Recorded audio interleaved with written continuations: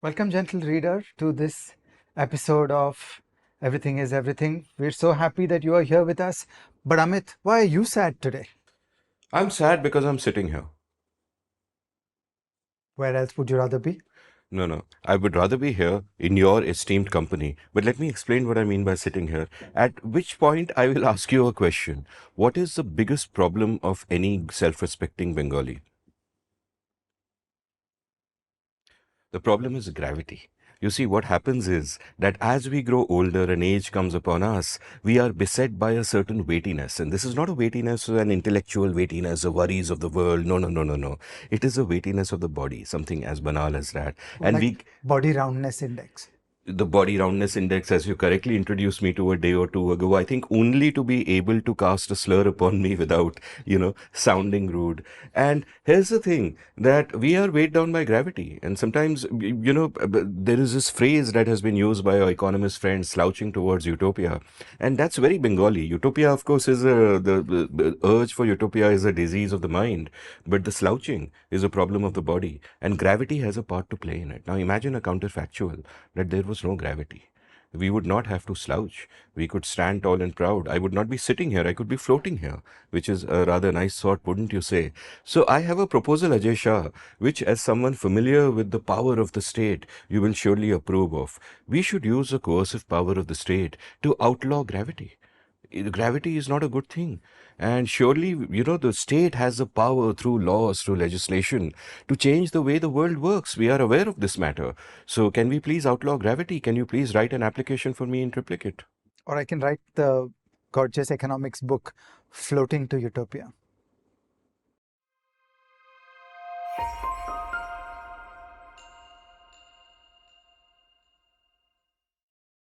So, Amit, what is our fun topic for today?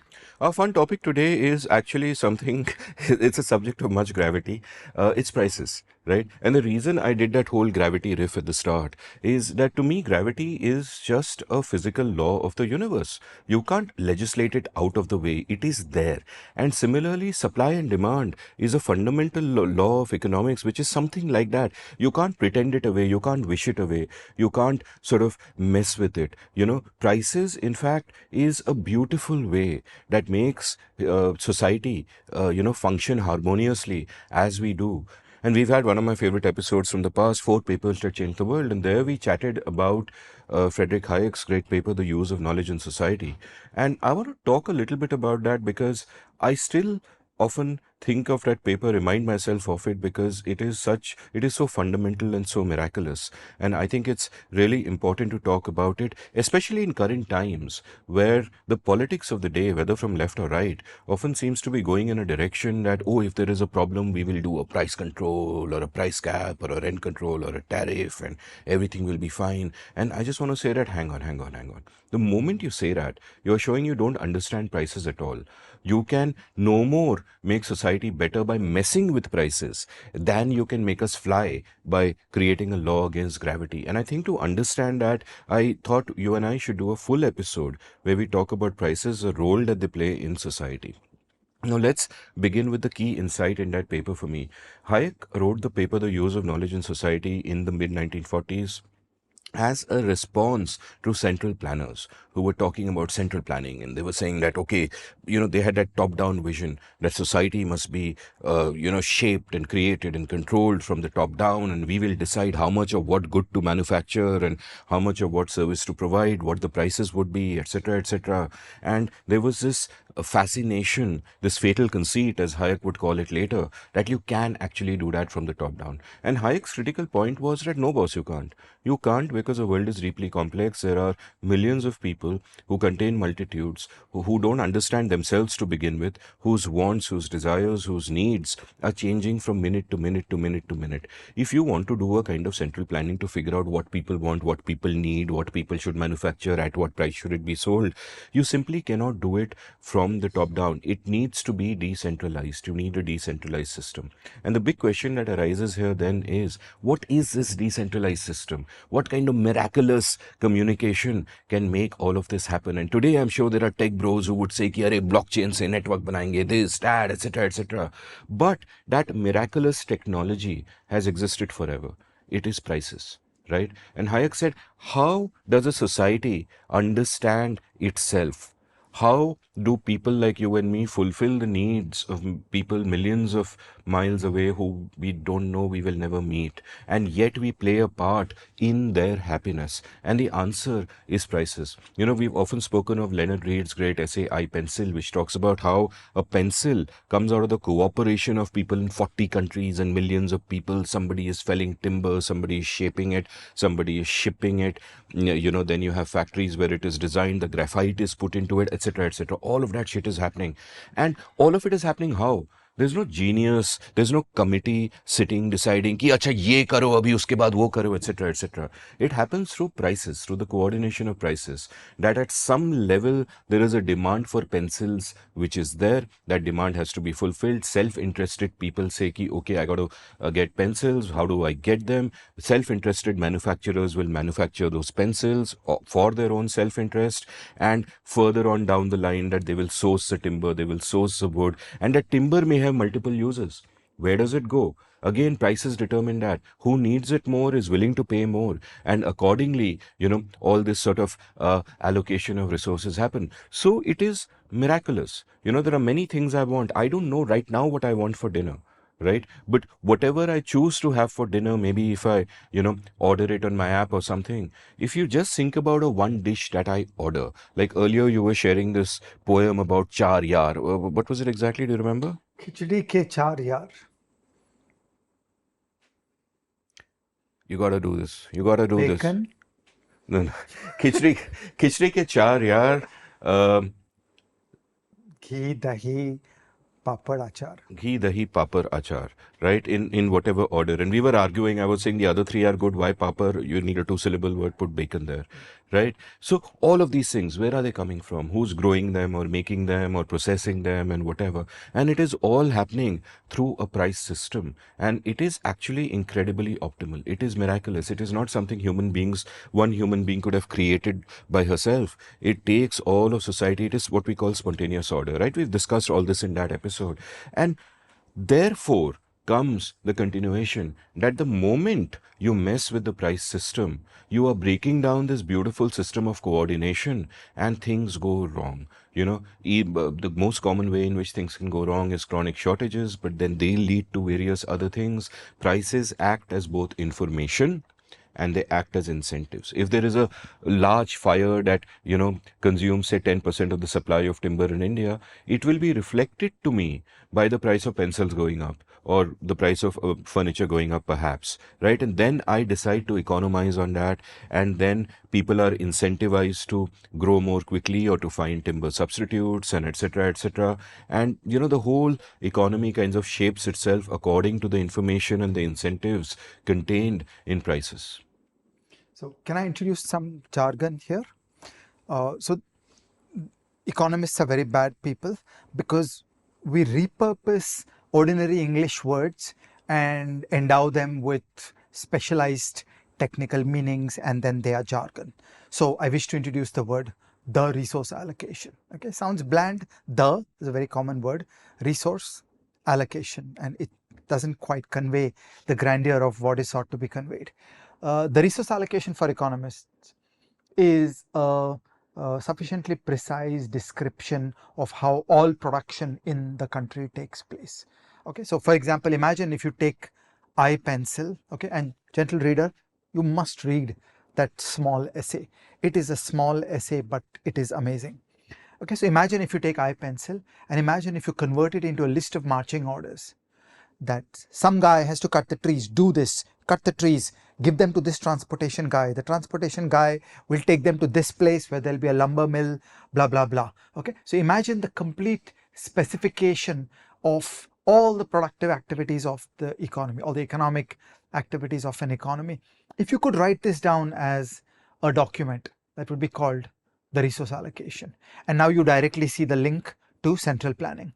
Okay, so central planning is the dream that there will actually be a planning commission which will write down these details. It will send an instruction to Steel Authority of India Limited that, dude, I want you to make steel, but we don't have good coal. You're supposed to use shitty coal. Lignite will be used even though the standard process for making steel requires anthracite. And like that, every detail of the production process was sought to be written down by planning commissions and other central planning entities. And Lord knows there is a great streak of central planning, for example, in Indian finance today. Indian finance is a list of tens of thousands of pages of documents that are written by financial regulators, which pin down everything. They tell you every detail of products, processes, financial firms. This is how they have to behave. Okay, it is one big PSU being run by the financial regulators who control everything. So you don't have a normal market process. You don't have the creativity, the imagination of the market system. Okay, so the same things you said, I will just dress them up in jargon, that there is a central planning pathway to the resource allocation, for example, as seen in Indian finance today, or there is the decentralized self-organizing system where millions of independent autonomous decision makers pursue their own self-interest and they decipher the organization of a fiendishly complex document, tens of thousands of pages, literally millions of pages of instructions of who has to do what, are solved by the self-organizing system of just people looking at each other, negotiating self-interest. The only thing that crosses the cell wall of the firm is the price, and all the magic of the market economy happens. So the price system discovers the resource allocation and it does a darn good job at it.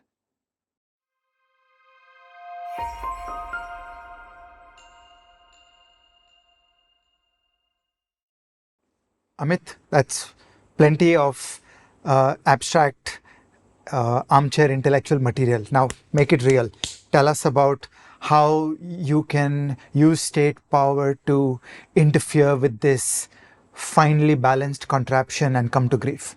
So in this and the following few chapters, we're going to chat about a bunch of such interventions where people mess with prices. And the first broad category I want to talk about is the most common and obvious one, which is price caps, right? Where a politician will say, ki, this is something that is important. We must control it for the sake of our people, and poor people can't afford it. So they'll put a price cap and they'll say it can only cost so much. Now, I had written a column for the Times of India. We'll link it from the show notes. And the example I used there was this, that let us say that one day our dear leader wakes up and decides that everyone should have cars. We want to be an advanced country. OECD, whatever it stands for. OECD hote hobe. Right? That ideal leader is Bengali, but that is the mode I'm in right now. OECD hote hobe. So how do you do it? How do you make cars affordable for everyone? Because clearly in India, they're not.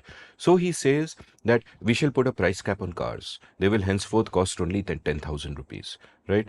Now, dear reader, imagine what happens if there is a ridiculous legislation like that, that every car has to be 10,000 rupees, right? Number one. I just want to interrupt. Pause to fully see the horror of it. There is a law which uses the coercive power of the state to criminalize or otherwise penalize a transaction between consenting adults where the price of the car transacted is different from 10,000 rupees. That is the meaning of a government price control which imposes rupees 10,000 as the price of. And this is something people don't get, that all attacks on economic freedom are an attack on individual freedom, right? There will be one group of people who will be like, two consenting adults can do whatever they want in the bedroom, but not in the marketplace. And another group which will say the opposite thing. And it doesn't make sense. Freedom is freedom. But leave that aside for the moment. Let's not talk about the morality of it in the first principles. Let's talk about the consequences. What will happen? If you pass a law that 10,000 rupees is the price of a car, a number of things will happen. Number one, that cars will just stop selling. There will be an immediate shortage. There is no freaking way you're going to be able to buy a car for 10,000 bucks, and whatever existing cars there are will either go on the black market, or if they have to be priced down to 10,000, it will be first come, first serve. Whoever can get in there will get them, and this will be an essential shortage. What you haven't done is that by deciding that I will play God, that this should be the price of that, you haven't actually made, a change in the price of the thing. You've just taken it out of existence. In a competitive marketplace, everything that has a price is priced that way for a reason. And I say in a competitive marketplace, if you have a cronyistic monopoly using state power, it's a different different matter, and there the state won't even interfere because they'll be hand in glove. But in a competitive marketplace, if something is priced too high, where there is a profit margin to be made, newcomers will immediately come in and compete, and it'll sort itself out. But governments will get in there and they'll say, let us do a price control. Like the most common way of doing this, for example, is, let us say there is a natural disaster, right? And I forget when exactly this happened. Was it during the Kerala floods or whatever? I forget exactly when. But the government put a price caps on air tickets, that air tickets can only cost so much. Now, what happens here? What happens here is that miraculously there are not a whole new fleet of Boeings and Airbuses that come out of thin air to fulfill the demand, because the demand has gone up. That is why the prices went up. But miraculously, that supply doesn't go up. What instead happens is the existing seats immediately go out at first come first serve, and then you cannot get a seat at all. There is a complete shortage. Now, you might have a deep emergency, somebody is very ill or someone has died and you need to get out of there immediately, etc., etc. And no matter how dire your need is, there's a shortage. Whereas you might have a trivial need, which is not important, it's not a big deal. Oh, you were planning a holiday to Goa, like, we can do it later. Right now, the prices are too high, etc., etc. And you drive down to Ernakulam instead. I'm just randomly taking names here. And therefore, you postpone the trip. So people would allocate according to their priorities, and the price system would sort it out. And of course, there would be people whose need would be great, but they would not be able to afford the higher prices. But the point to note is that there would be a shortage anyway. They would not get it. Now, nation after nation after nation which doesn't understand the price system has made this fatal error. In the 1970s, when there was a crisis at OPEC, Richard Nixon said, okay, price cap on gasoline, Americans have to be able to drive.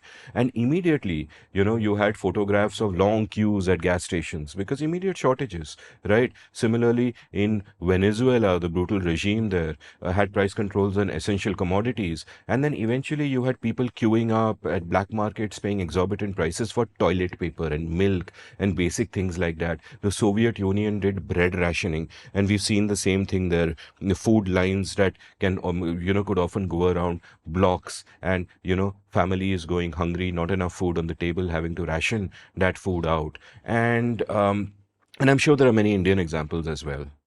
Plenty of Bharatiya stories of this nature. My good friend, a journalist, was in the beat of the cement and steel ministries in the early 1980s, when the price control on cement and the price control on steel was abolished.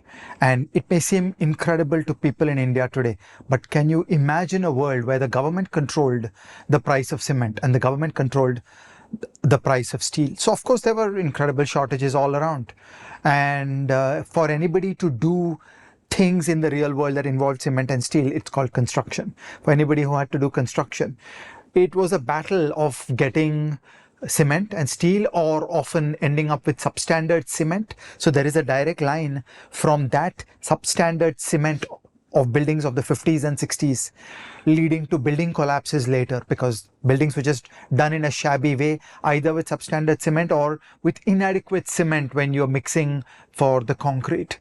And this journalist friend of mine was telling me that when the announcement came that there would be the elimination of the price control, the entire government building had a sense of loss, that they had experienced a personal catastrophe because their importance was just knocked out.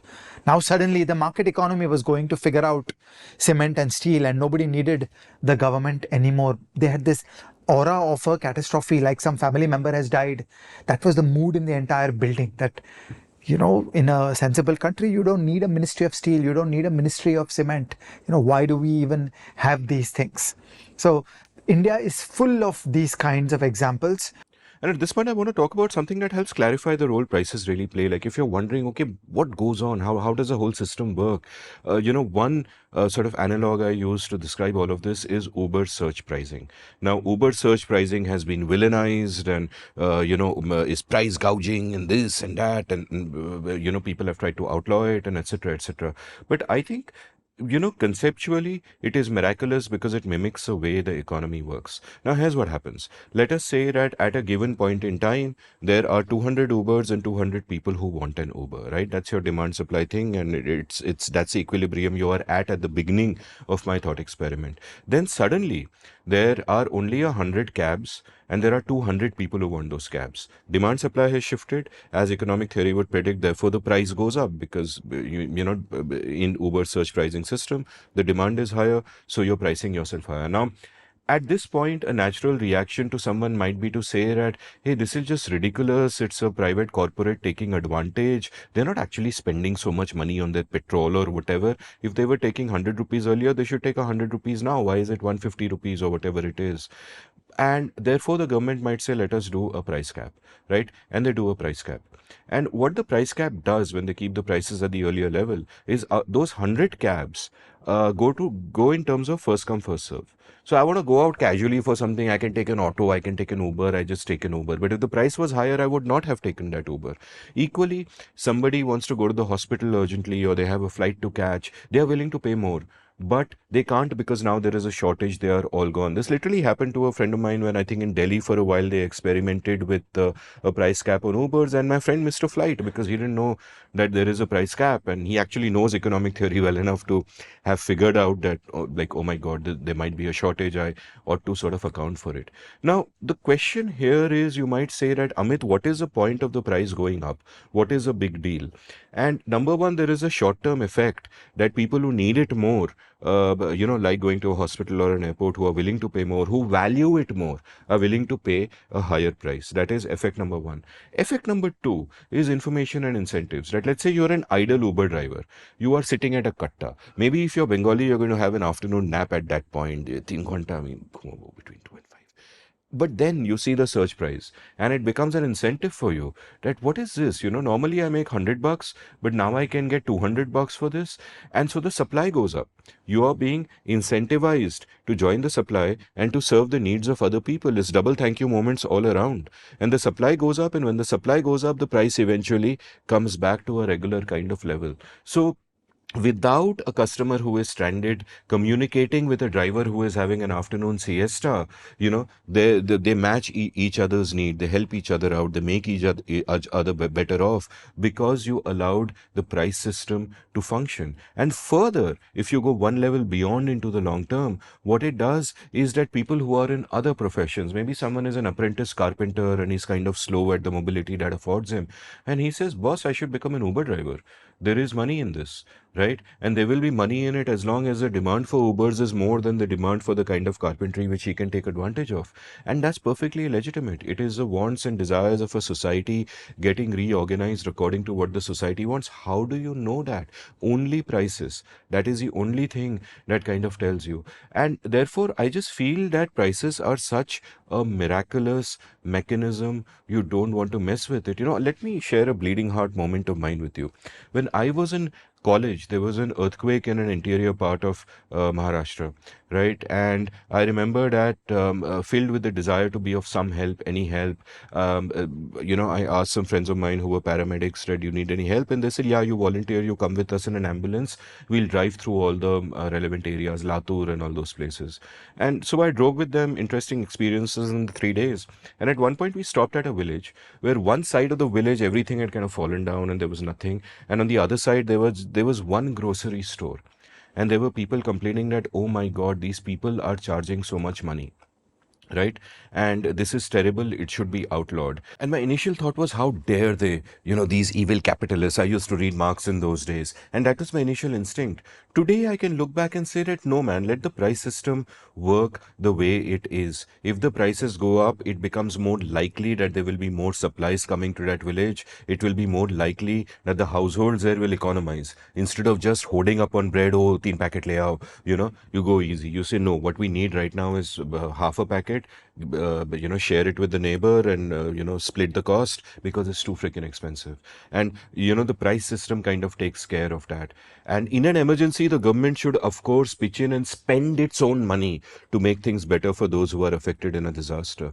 But when you interfere with prices, it just creates a huge problem. Letting prices adjust in real time, to me, is miraculous. Uber search pricing do that. Airline websites will often do that as the prices go up and down. And I feel that that's incredibly useful. Those are not numbers. Those are people talking to each other. It is how we learn about each other's needs and fulfill them. I want to talk about a story from 2022 and 2023 when Putin invaded Ukraine. He also engaged in energy blackmail of Europe. Okay, so Putin was optimistic that he could break the Western coalition that was supporting Ukraine by blocking the gas supplies to Europe. Okay, Europe had very imprudently built up a gas reliance on Russian gas, and gas was the backbone of the European energy system. So when Putin cut the gas supplies into Europe, the price of gas went up to infinity, okay, as it would. So in the short term, when you've got activities, businesses, household heating being done using natural gas, in the short term, people are very inelastic in their demands. So to cope with a significant supply outage, the price just goes to hell. And I was fascinated and impressed that nobody in the European policy space jumped to price controls as the answer. Okay, so think supply and demand. On the demand side, yeah, there is less gas available, and you need a sorting mechanism about what are the highest value needs and applications of the gas. So by the way, some factories shut down, some factories switched to electricity, some factories found it optimal to pay that high price and keep on buying the gas and keep running, and so on. I mean, each buyer of gas knows how desperate they are, like the Uber and the airport example, and people sorted themselves because there was only a finite amount of gas going around. Part two, the high price of gas triggered off a tremendous supply response. So engineering companies worked feats that cannot be imagined in terms of building new LNG terminals in no time. And suddenly Europe had a whole new wave of this energy infrastructure coming up. So, if Putin had bet that you can't replace Russian gas in the short term, the answer is those high prices did it. At those high prices, there was an incentive. Okay, then at those high prices, European gas buyers basically scoured the entire world and partly bought out tankers that were on their way out from Qatar to other countries, and instead said, hey, come to Europe, we'll pay you more. So they were able to augment the gas supply into Europe. And finally, those high prices fit into a pre-existing technical, scientific, engineering and business capability in the United States, where shale gas was the revolution. So using fracking, using horizontal drilling, there was a whole array of techniques and capabilities that were already there. And you supplied them a high price and they said, hell yeah, we're ready to go. And American gas production and exports surged, and that gas showed up at the shores of Europe where there was brand new LNG terminal infrastructure. So the high prices generated the supply surge. Again, so for everybody who wants to interfere with a high price, what you have to understand is that then you're interfering with the supply response. The supply response only comes in response to the price. Now you come to problem 3, that look, there are poor people in Europe and they use gas for heating their houses. And so Soviet propaganda, Russian propaganda was openly talking about how the people in Europe are going to freeze to death in their houses because we have cut the supply of Russian gas, and they're going to come back begging us to supply gas and in return give us all the support for conquering Ukraine. This is the kind of noises that the Russian propaganda was making. And European policymakers were also conscious that, there are right-wing political parties who are pro-Russian, that, in a funny world, modern world, the far right, neo-Nazi parties have become allies of Putin. And they were also conscious that you don't want to drive a chunk of the voters in favor of Putin, because the propaganda can be spun that you are freezing in your house because your government is trying to wage war against Putin. And then people will think that, maybe I should just be better off allowing Putin to conquer Ukraine and I get back to my house. So the European governments used a precise intervention. They did large scale government on budget payments to poor people, using which poor people were able to buy that expensive gas. That is the political solution about how they tided over that moment. And for everybody, it was a complete miracle. Nobody had expected that Europe would be so effective at overcoming Russian gas blackmail. So, in a way, for 20 years, thinkers have been warning Europe that you should not be depending on Putin. You should not be developing a gas dependence on Russia because it will turn into blackmail and it will become very unpleasant. And matters all did come to a head. But it is quite amazing that all in all, this combination of the economic policy capability, of allowing prices to respond, of putting on the on budget subsidies to solve the heating and cooking needs of poor people at those high prices, and the working of the price system in solving the shortage on the demand side, and the working of the price system in generating a supply surge. This is just one of the most perfect stories of how to do public policy correctly. And at this point, a couple of recommendations. Ajay and I did an episode of The Seen and the Unseen on Ukraine. We'll link it from the show notes. And then we did an Everything is Everything episode on Ukraine, that too.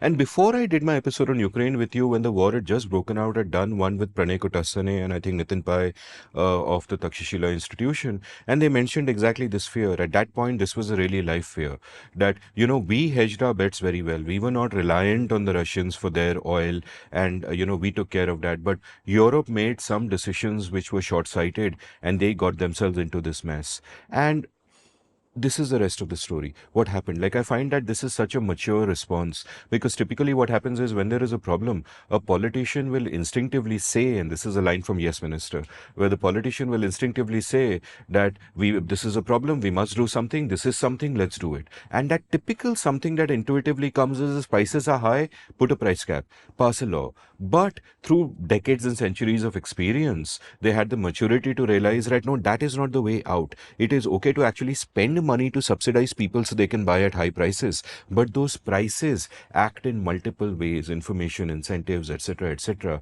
Do not mess with that system. And I'm struck by the fact that if a committee of the most important people in Europe was to sit at the time of the outbreak of the war and try to plan how they would get into this, how they would get past it, they would not be able to plan all of this. But just by allowing prices to speak, all these solutions came from unexpected places, and Europe kind of did what it did, and it's just so elegant and so beautiful.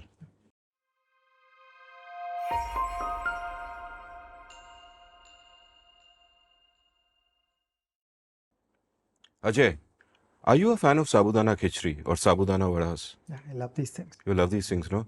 Full starch, by the way. But so I remember that for many, many years, I suffered from a mondegreen. You know what a mondegreen is? A mondegreen is when you mishear the lyrics of a particular song and you hear it as something else. So the lines I'm going to recite for you right now are from a song from the film Gharonda, where the lines say abodana, right? And I always heard it as sabudana. Right. So let me tell you what the lines are, and you'll see the humor in why are they searching for sabudana. And the line is, एक अकेला इस शहर में रात में और दोपहर में आबोदाना ढूंढता है आशियाना ढूंढता है. Right. And these lines are basically, in case you don't know Hindi, apologies, but I shall translate it. It's about how you're alone in the city, you're looking for shelter, you're looking for a home. Right, deeply moving words, and something that I think Gharonda was made in the 1970s, a quintessential everyman Amol Palekar. And I wonder, nobody makes films like that these days. But regardless of that, I had used this song as an example I used to run this column called Houseful Economics, and I had used it to talk about rent control, and I want to talk about rent control right now. Now, rent control is another way in which people interfere in prices. And rent control is basically this, that a government looks at people who are struggling with rising rents, right? And then they say that, oh, these guys vote for us, they are our constituents. It is such a difficult time. The rents are rising so much, they can't keep up. Economy is not doing so great. Where are the jobs? Blah, blah. What are they to do? Let's fix the rent. Right. So whatever the rent is, let us put a number there and let us, fix it at that number, and the landlord can't raise it. And you might think, this is good. These evil property owners must be taught a lesson. Why are they making excess profit? This is good for the common person.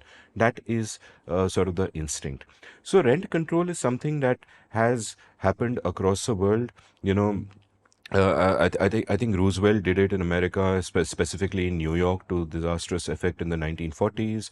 India started it from 1949 onwards. If you walk the streets of Marine Drive in Bombay, for example, you will often find buildings that are clearly old and kinda dilapidated and not in great shape.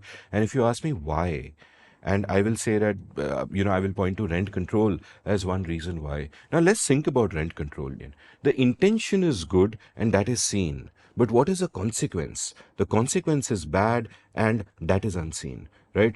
What happens when you fix the rent of a particular flat? And by the way, in Marine Drive, I hear of people paying ridiculous amounts like rupees 150 a month or whatever, where the flats would actually be like 4 lakhs, 5 lakhs a month, if at all. One of my leftist friends has lived for 2 generations in a rent control flat near Shivaji Park. Both of us know this person. And he's like hardcore statist. Government must control everything. And sometimes I think of the quote, where you stand depends on where you sit.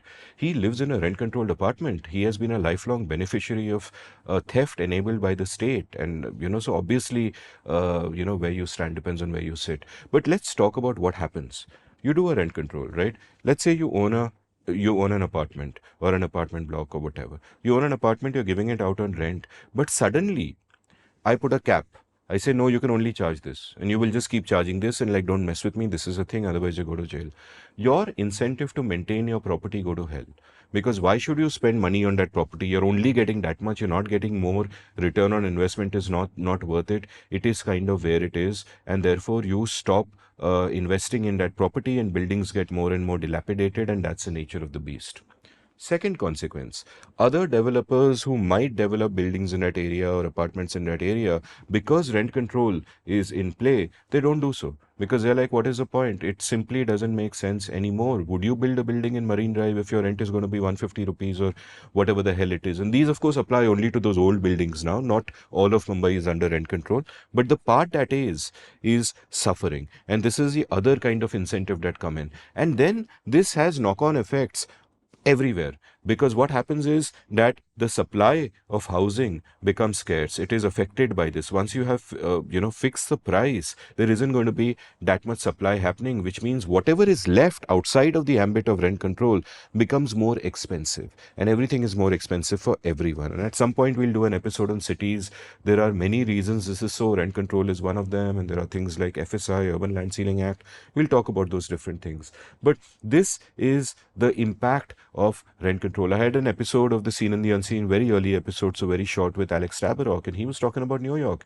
And he said that, look, the thing in New York was that the parts which were under rent control, it looked like a bombed out city. It looked like a ruined city. You had movies being made like Escape from New York, dystopian film, because of what was happening to a part of New York. Now, New York, as it happens, has gone past that. Rent control is, eventually people woke up. Rent control is not there in most parts of America, but these kind of policies are a critical reason why, say, some cities like San Francisco, which has been, ruled by progressives for decades, is in great trouble. Michael Schellenberger has a great book called San Francisco, and of course he talks about many other factors, but one of the factors that living there is so unaffordable is exactly this, that well-intentioned politicians saying that, oh, the price of something is too high, let us control it, let us put a cap. It has the opposite effect. For those people living in that flat at that moment, Chandi, you're chilling, you're paying a low rent. But for everybody else, it is absolutely terrible. Developers stop developing there. It is basically theft. Like if I have a house like that and you put a rent control on it, over the years, the value of that property basically goes to nothing. Who's going to buy a rent control property if you're getting 150 rupees a month or whatever? And what you've done is theft. It's, in a sense, is what Hernando the Soto would call debt capital. Another recommendation, The Mystery of Capital by Hernando de Soto, the importance of sort of property rights. And so it is theft, as far as a particular landlord is concerned, and it has a knock-on effect on everybody. It makes life harder for everybody, including for the people living there, because it even affects labor markets over the long term. Complicated story, I won't really get into that, but it is just something that is ridiculously bad for everyone, and is again a classic example of good intentions leading to bad outcomes. And these are not even unintended consequences. Economic theory would predict that exactly this will happen.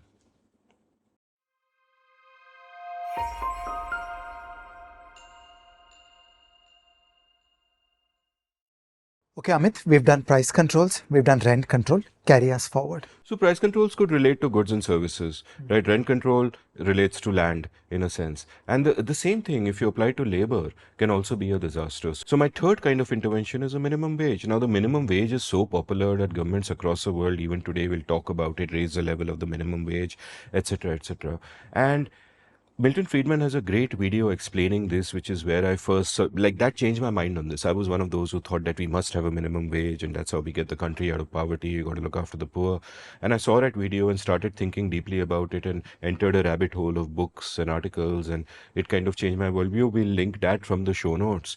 But the effective theory is this, that if you fix a minimum wage of say 100 rupees, then what you are doing is you're pricing someone whose work is worth 90 in the market. You're pricing that person out of a job, right? Now, it is all very easy and bleeding hard to say that, hey, everybody is worth more than that, nobody is worth 90. But the point is, the market is willing to pay a certain amount. And here I'm again assuming a competitive marketplace. But in a competitive marketplace, firms will compete for labor and therefore will, pay the best prices that they can afford. So if they are paying someone 90, it is clear that in that marketplace, they can't really afford to pay that person 95 or 100. That is where the level has reached, and that 90 will be the best possible option open to that other person. And often the other option open to that person might even be unemployment. So what minimum wage does is that whatever the wage you decide upon, it puts everybody below that out of a job. It makes them unemployable, and it has a terrible effect on firms as well. It has a terrible effect on people whose wages are worth less. It is in a sense discriminating against the poorest people. There is a great book by Thomas Leonard called Illiberal Reformers, and Leonard's point in that magnificent book is that, listen, a lot of the great progressive legislation in the first half of the 20th century and all of that, it was actually intended, some parts of it, to keep African Americans and women's out of the labor force. You had the already privileged protecting themselves by putting people who were less privileged than them out of the labor force by putting that cap, and that sort of that not a cap, but deciding that minimum level. So it sounds great on paper that everybody who works will at least get this one, we'll have a living wage and all of that. But what it does is that, number one, people whose work may be worth less than that, they don't get those jobs. If they don't get those jobs don't exist. There are less firms, there are less industries, there is less work happening all over the place. And in advanced countries, not such a big problem in India, but in advanced countries, a lot of people in the workforce are students doing part-time work to make a good pocket money or to fund their studies or whatever. And that part-time work, like if you're working at a McDonald's or whatever, will be below the minimum wage. And you're restricting the supply of those kinds of jobs. In fact, you're cutting it to zero, basically. So in many different ways, the minimum wage is harmful and dangerous. And this is a big issue in India as well. There are 2-3 different things going on. So let's go step by step. First, roughly speaking, there's a minimum wage of about 13,000 rupees. And we know that that is not a free market price, because across the border in Bangladesh, the wage is 8,000 rupees. So we know that in India, to have a minimum wage of 13,000 is not correct, because Bangladesh is a comparable economy to India. In fact, in some ways they're doing a little better than India. So 8,000 is on the higher side of what a reasonable price would be.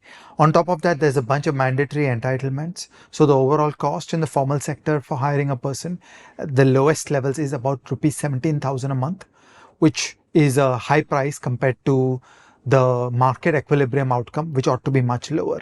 There is a next problem going on, which is that the minimum wage is used in the number that is calculated for the payment of the NREGS. So we have an excessively high minimum wage, which is paid out as a welfare program.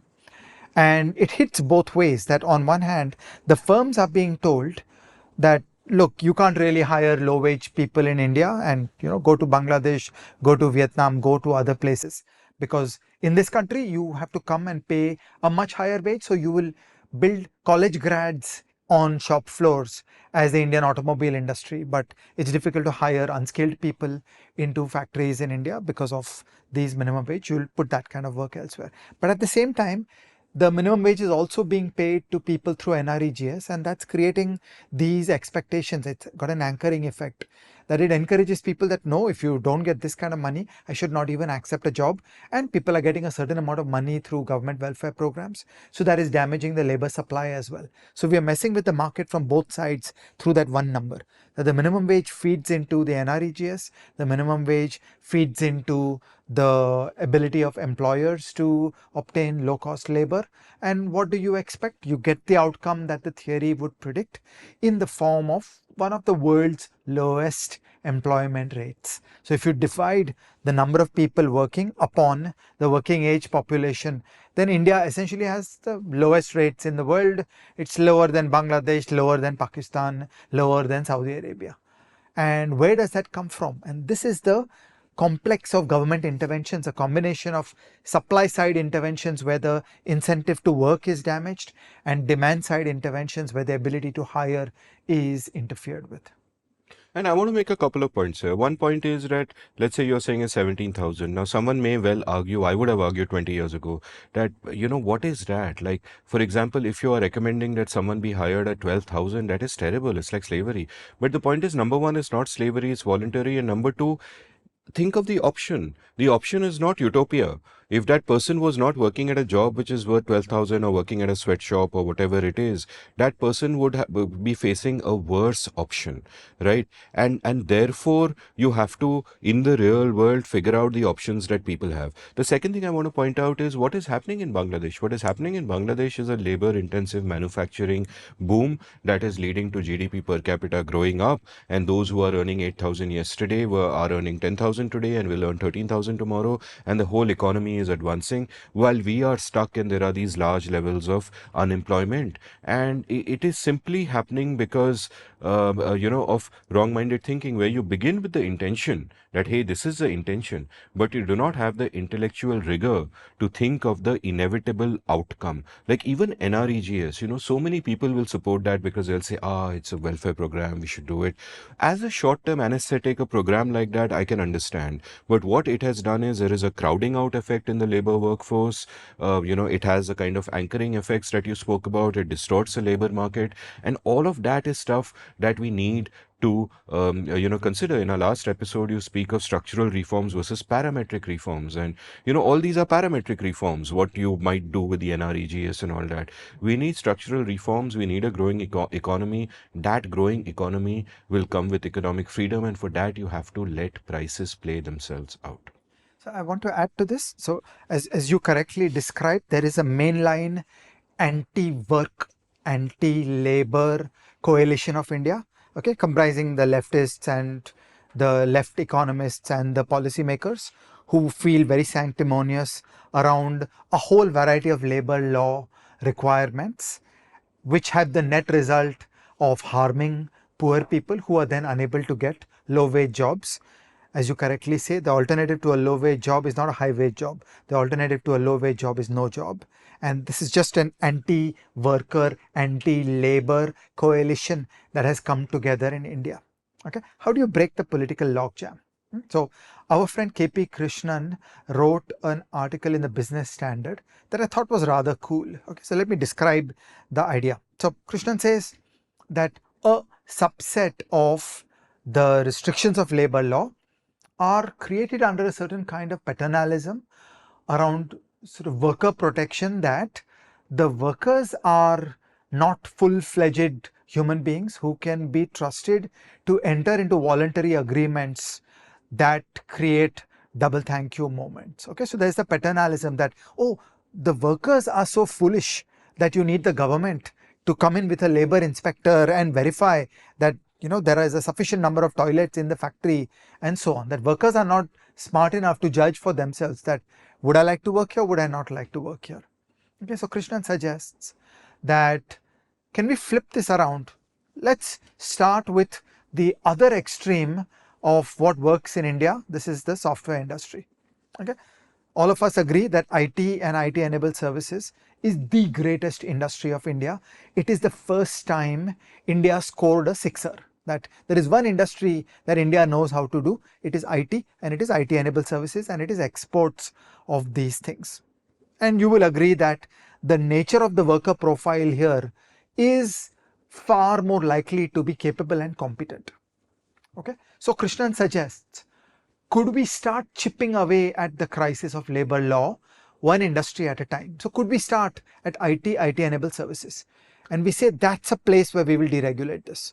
So imagine going one state at a time, and a state government chooses saying, look, we're done. There is no consumer protection, worker protection argument that these are some, helpless people that don't know how to negotiate with an employer. Okay, these are people who will resign, and at one day's notice, you try to treat them badly, they're gone. And you just don't need a government to interfere in this market. Could we get started there? So you start with IT enabled services, and imagine you do a complete deregulation. You just get rid of all the labor law. Okay, and let's work this out and see how it goes, because actually market forces will work. The employees of these firms are not fools, and if a firm dares to mistreat them on issues, whether it is wage or it is number of toilets or cafeteria or whatever, okay, they will just leave. It's not easy to hire these people. Okay, so this is clearly a different kind of worker, and can policymakers be persuaded that this is where you'd start a reform? And then if it works here, could you think of expanding it to other industries as you go along? Okay, so ultimately, I do think about industries like garments or toys or low-end electronics manufacturing, where unskilled labor in India should get their stuff done at very low wages compared to what is happening elsewhere in the world. We ain't there. But this could be a place to get started, and it's a place to break the political logjam and the intellectual stagnation.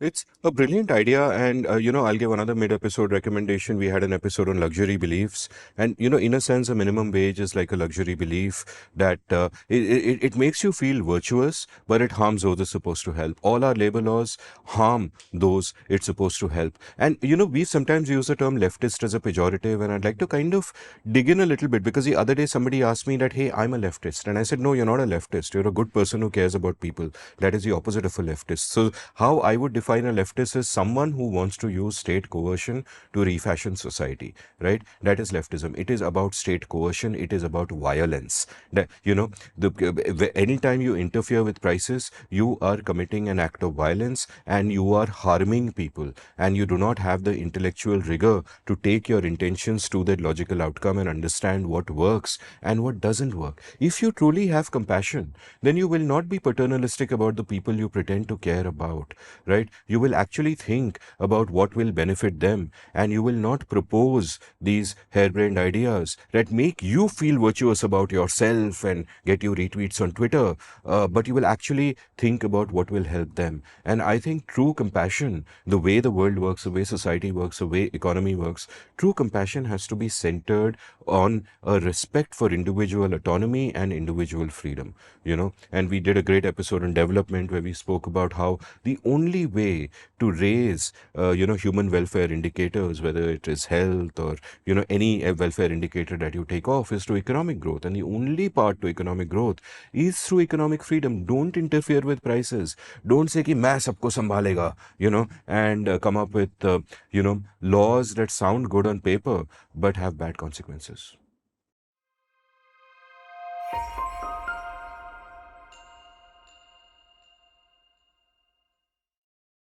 Okay, great. You're going so good, Amit. You've done a chapter on price controls. You've done a chapter on uh, rent control.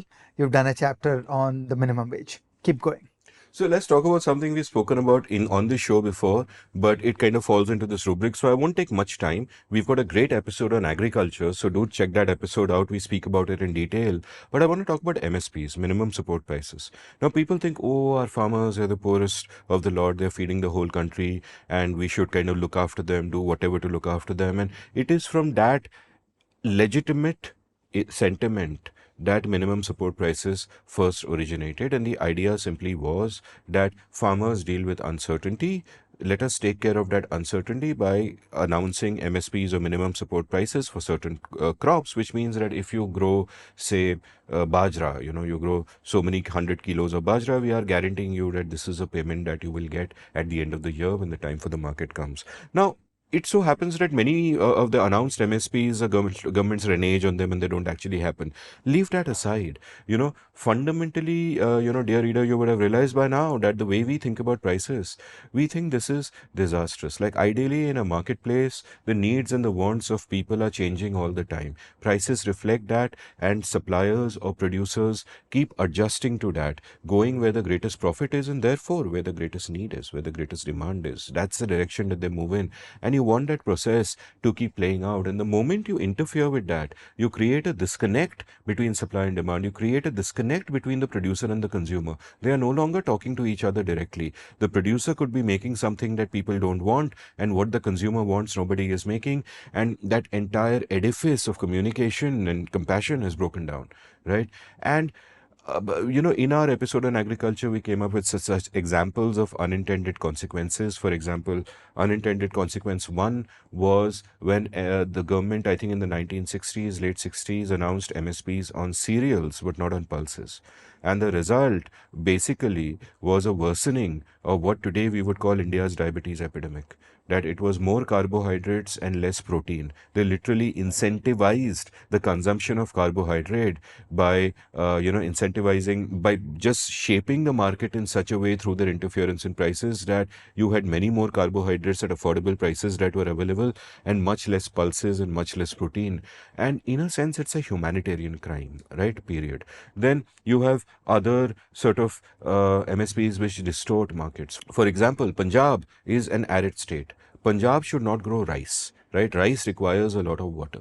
But an MSP was announced for rice for the farmers of Punjab. And then what the farmers did was they used the free electricity available for farmers. Another issue we can talk about later, benefits mainly rich farmers. They used that to dig bore wells, therefore affecting our water supplies and affecting, the health of the land and the region. And just so that they could pump out more and more water in an otherwise arid land to grow rice because there is an MSP on it. And see the unintended consequences, that what happens every year is that there is rice stubble that they don't know what to do with, and the cheapest way to get rid of it is to burn it. So every year at that particular time of the year when the farmers of Punjab burn their rice stubble, a foul wind carries it to Delhi, and Delhi's pollution is at its worst at that moment in time. And there's no political solution. You literally have the same party in power in both the states, but you cannot mess with the farmers, right? And you created this terrible incentive and you built an equilibrium which is extremely difficult to now break out of, because the entrenched interests who are benefiting from it will fight back tooth and nail, right? So you've created this really ugly, messy situation through using prices in that manner. Now, yeah, agriculture episode has many more details. I don't really want to go into that. But my point is not that these specific interventions led to unintended consequences. My point is a general broader point, that boss, don't interfere with the price system. It is a price system which tells producers that people want this, they want more of protein, or they want more of that, or they want more of this, or within the resources available to me, I should not grow rice. Let Bengal grow rice. I should grow something else. The price system does all of these allocations. The moment my Baap state decides ki bhai, we will design this nation, we will decide what everyone eats, everything goes to hell.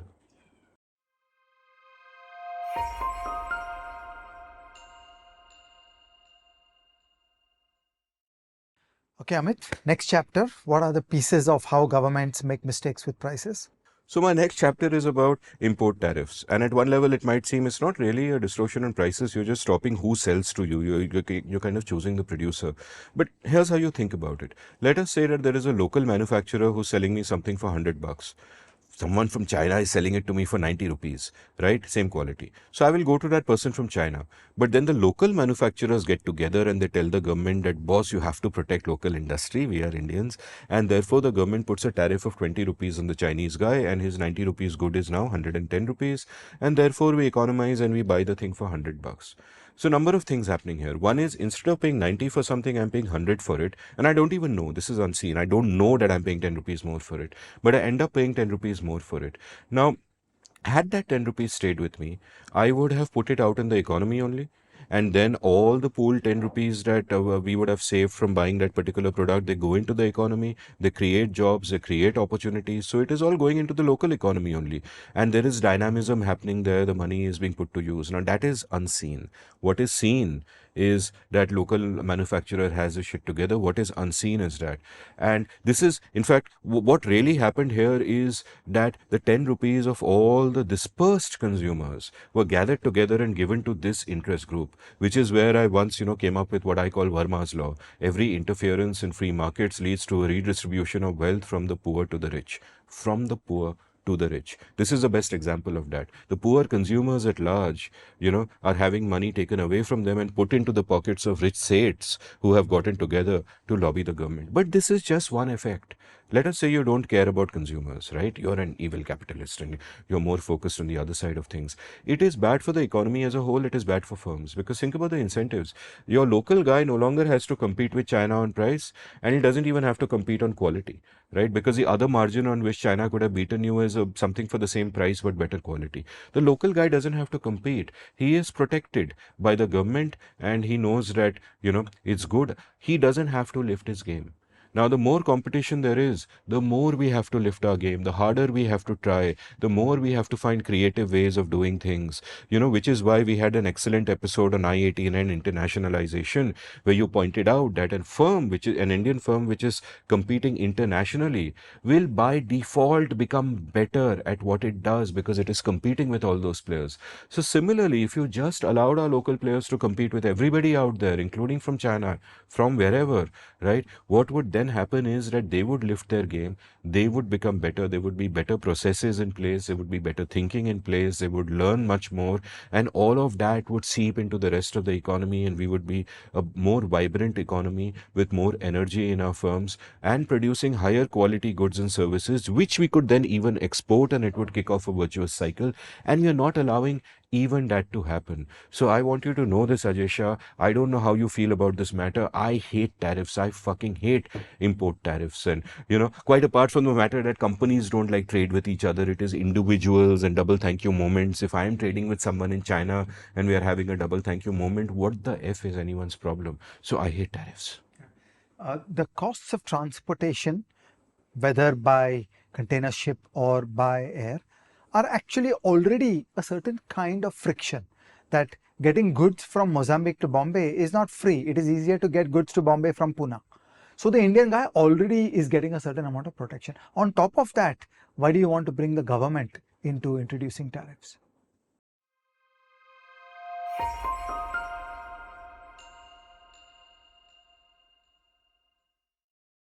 So, Ajay, here's a question that confuses me. That people learn from history, people learn from the mistakes, ideally.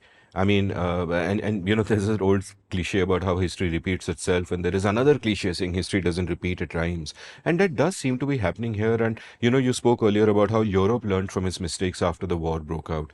But it doesn't seem to be that case everywhere. For example, in the current moment when we are recording this in the US, both Kamala Harris and Donald Trump are enemies of the price system. They both come out with different kinds of interventions. Kamala Harris talks about, oh, price gouging is so bad and this and that. And Trump equally has done some things that are bizarre on the economic front and which no self-respecting Republican would have endorsed 20 years ago. But that's a different matter. And even in India, we find that the default thinking is statist. I like to say that every party, you shouldn't speak of left and right in India because every party is left wing on economics, every party is right wing on society, and they're both anti freedom. Therefore, they're anti freedom in every margin.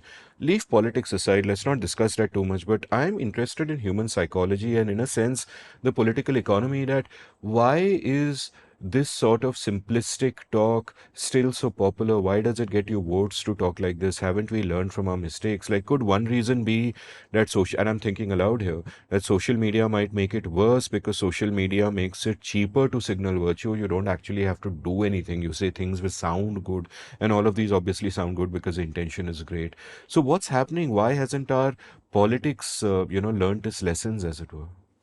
So I have some thoughts on this. The first is that exactly as we discussed around the Ukraine war, that after the Second World War, for some time there was a memory of what happened.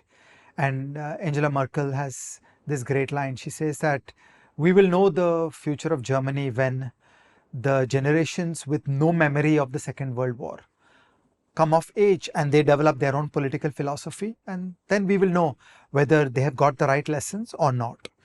and every generation has to fight its own battles. And like today's battle for everybody in the world is to think more deeply about Russia's invasion of Ukraine and its consequences for the whole world. That, are such irredentist claims to be accepted and tolerated, or is there going to be a pushback by the democracies against this kind of behavior by Russia, by China, and so on? I feel similarly about the economics, that there was a time when interventionist states were raging all over the world, and it worked out very badly. And bit by bit, people got the point, people got the message. And the great debates of Hayek and Friedman and others, they managed to persuade people, and we got a great age of prosperity. But in that great age of prosperity, people lost sight and they lost a connection with where we came from. So it's like a sorcerer's apprentice problem, that this thing works, but you don't know why it works. And then you can slip into that trivial human instinct of, oh, the government should do this, and oh, the government should do that. It takes a certain kind of intellectualism to think deeply about how the world works and what is the place of the price system. So this is my working hypothesis on how to think about it, that every 10, 20, 30 years, you need governments to do activism and collapse on their faces. And then hopefully there is enough intellectualism around to diagnose those things and learn lessons from that. Or maybe there isn't. Then we're in for a much darker time. So, we did an episode on pension reforms. So it seems like 25 years later, the broader community hasn't learned the lessons, and we are back to guarantees, and the whole mess of pension reform seems to be back with us all over again. And then you have to start with calculating what is the implicit pension debt and start persuading people all over again. My second idea for this space is the sort of philosophy of the post fall of the Berlin Wall, which was the ascendant political compromise of the world in that age, was this idea that on one hand, there is a furnace that makes prosperity, which is the market economy. And then a government may choose to tax that market economy and use it for helping poor people through direct transfers, but you don't interfere with the furnace. And that furnace is the price system, that let the market discover prices. That is the single engine of growth, the engine of prosperity. And for example, in my story today about natural gas, okay, more power to the Europeans that they got this, that in that time of crisis, they did not come up with a more interventionist solution. They allowed the prices to go to infinity. They solved the problem of heating for poor people by giving direct fiscal subsidies. And then the price system did its magic, because those high prices generated a supply response and everything got solved. So in that spirit, Shruti Rajagopalan and I have sometimes spoken about what is the wisdom, what is the sanity of a political system. It's about the ability to stomach large price fluctuations.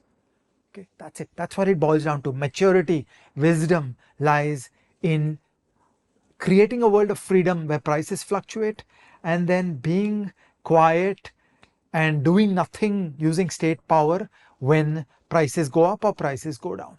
That is the way nature works. It is the law of gravity, that things will happen. There will be fluctuations in tastes and technology, and some faraway war, and some cyclone, and some drought, and prices will fluctuate. But the fluctuating of prices is the sound of the resource allocation getting refashioned. And if you try to shut off that sound, then you will interfere with the rebuilding of a resource allocation that is commensurate with what is required in the world today. So that is maturity in a political system, and God knows we have a long way to go before we find that here in India. We have a long way to go, though. We had it once. We had a golden period between 91 and 2011. We've had many episodes on it. Earlier when we were chatting about this episode and what we're going to talk about, this exact approach that you mentioned, you spoke of Tony Blair and Bill Clinton as exemplars of it. And they are centrist Democrats in a sense, like Clinton being a centrist Democrat, and Blair also a man of the Labour Party. And so the thing is that this is something that actually politicians in the West kind of had a consensus on whether you're Democrat or Republican. You are like, don't really interfere with markets. And then the arguments could be how much welfareism should we do, or how much this should we do, how much that should we do. It is a tweaking, and which interest groups you serve, because they were both slave to different related interest groups. But let the market function, because that is a lesson that we had learned. And when I look at the rhetoric coming even out of American politics today, I despair that I wonder if we are sliding backwards. So in today's world, it seems like we are all on a more basic and existential question around the populism, around the authoritarians, and somewhere in this, the economic story has been lost. And I feel we should stay focused on an economic freedom story in this as well. That the path to prosperity lies in allowing prices to do their things.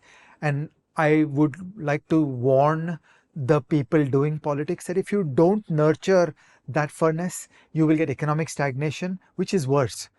We will get anger and hatred and all kinds of social stress if we don't protect the engine of economic growth. And I want to double click on a really important point you made earlier as well, which is about generational amnesia. That if you have forgotten where we came from, you will forget the lessons of that time. Like, I was at a conference on liberalism in Washington, D.C. recently, and the author Azhar Nafizi was speaking there, the writer of Reading Lolita in Tehran. And she said something very interesting. She said, you want to hear liberal values, the way you and I would think of liberal, classical liberal values expressed in their truest sense.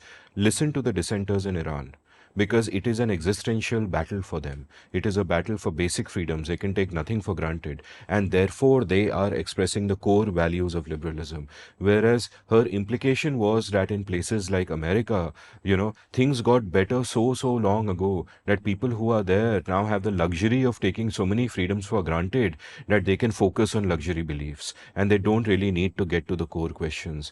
And I worry also that so many people will, use terms like socialism and communism as if they are good things, because they've forgotten the lessons of the past. Someone who was born in, 2004. Is anyone here in this room born in 2004? If there is someone born in 2004, they would not have seen the horrors of, pre-liberalization India. They would not remember the Soviet Union. It is something from storybooks. So those lessons have been lost, and therefore, the price of liberty has to be eternal vigilance. Those who fail to learn from history are doomed to repeat it.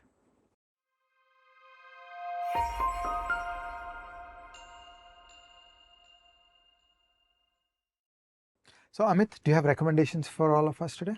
So I've given a bunch of recommendations during this episode. I'll give you one more recommendation. It's an article written by a very good friend of mine. I don't know if you're aware of him, but your awareness of him may depend on your level of self-awareness. Because this is Ajay Shah I'm talking about. Great piece called Prices Fast and Slow. Wonderful piece. I'd recommend gentle readers please read the full thing. I wanted to discuss it during this episode, but it's already kind of gotten long and it didn't fit into this narrative. But please do read it. That's my recommendation from the day, apart from the ones I already mentioned. What are your recommendations? So I want to recommend two books. One book is Slouching Towards Utopia by Brad DeLong, which gives us a better structural understanding of that old economic policy consensus before we got to the world of Trump and Putin and Xi Jinping and the right-wing authoritarians. And the second book I want to recommend is a beautiful book from my childhood. It is called Milton Friedman, Price Theory. Okay, so some things are just done right by the old masters, and we should go back there and study. Slouching Towards Utopia totally embodies all Bengaliness, right? Slouching is the physical, the desire, the irrational desire for utopia is the intellectual. We had a good time. We hope you had a good time. And the show is free. The show is free. We're talking about prices and the show is free. Is it worth it? Do you think it's worth it? Yeah. What do you think?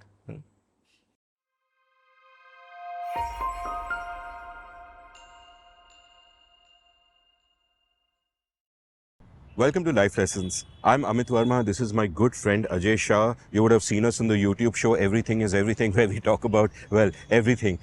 Now, here's a funda behind this course. For a long time, a few years in fact, I've been thinking a lot about how everything useful that I've learned has come outside of the educational system. Most of the lessons I've learned in my life, and it's true for Ajay despite his many degrees, and I'm sure it's true for most of you, it really comes from the act of living. And we thought, there are certain fundamental things that I wish I had known when I was 20 years old, and I simply didn't. Nobody taught me that stuff. Or when I was 40 years Or old. when he was 40 years old. And no one taught us that stuff. So we thought, let's put together a course of all those fundamental things which we believe are essential to living a good life. And here we want to emphasize that these are not the narrow practical things that you would do on a day-to-day basis as a trade, as a skill, as a job. We're going after something deeper. We are after the concepts of how you learn, about forming an intellectual framework, about figuring out your code and your purpose, and also some minor things like how to be more healthy. One of my favorite quotes by Bob Dylan goes this way: he not busy being born is busy dying. And I just feel that we all need to keep refreshing ourselves in this modern age where AI is going to make so much redundant. I think the core skill everybody needs to know is learning how to learn. And that's what we'll start our course with. We'll talk about learning how to learn. We'll talk about learning how to think. We'll talk about the kind of mindsets you need to get ahead in life. We'll talk about, subjects like writing and communication, knowledge management. How do you navigate the bewildering sea of knowledge that we are flooded by on a daily basis? And we will do things about quantitative intuition. And I'm sure you've suffered the misery of proving Pythagoras' theorem at school. So it's not about how to solve problems, but it's about how to get intuition into quantitative thinking, into probabilistic thinking, into decision making under uncertainty. As you know, we are passionate about economics. We've always said that economics is a study of human behavior. It applies to everyone and everything. We are surrounded by scarcity. We all respond to incentives. So we'll talk about the foundations of economics. We'll also take you through the history of thought, where we'll talk about philosophy and ethics and political ideologies and so on and so forth. But it's not all going to be theoretical, quite the contrary. We're going to have one session on personal finance and one session on personal health. And the attempt there is to distill all the knowledge and wisdom into simple rules, which don't tax our brain and make demands on our cognitive capacity, but actually create conditions for common sense and wise decision making. So we've got all the details of this course up at lifelessons.co.in. As you can see, the webinars start on November 2nd. There are 5 Saturdays in November. Each of those Saturdays, we conduct 3 particular webinars. And here's the thing, that for everyone who attends the first cohort of this course, you're actually getting it at a discounted price because we're going to raise this later. And also, you automatically get to take part in a future cohort for free, because we realize that in a sense, the first cohort, it's a bit of a guinea pig. We'll be taking your feedback. We'll be learning ourselves how to teach. It's a constant process. So do check out lifelessons.co.in. I think our first 2 students are already here. Many people who like Everything is Everything have often come up to either Amit or me and said, give us something more structured, something more systematic. There is an on-ramp into that world of thinking. And so this is our attempt, that we ask 5 Saturdays of you. For 5 Saturdays, we want you to be immersed in this. Partly there will be contact hours, partly you will be reading and exploring on your own on that day.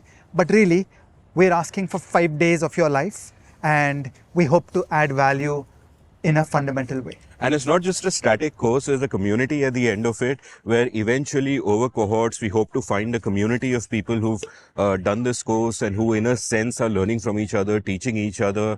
We'll have workshops, programs, at least once a year, we'll have an in-person meetup. So this is the starting point and your chance to get in at the ground floor. So if you ever appreciated our content, but you felt that, hey, everything is coming at us in a piecemeal way, one insight at a time, we are trying here to synthesize everything that we have learned in our lives, everything useful, and kind of package it. Package it for you guys.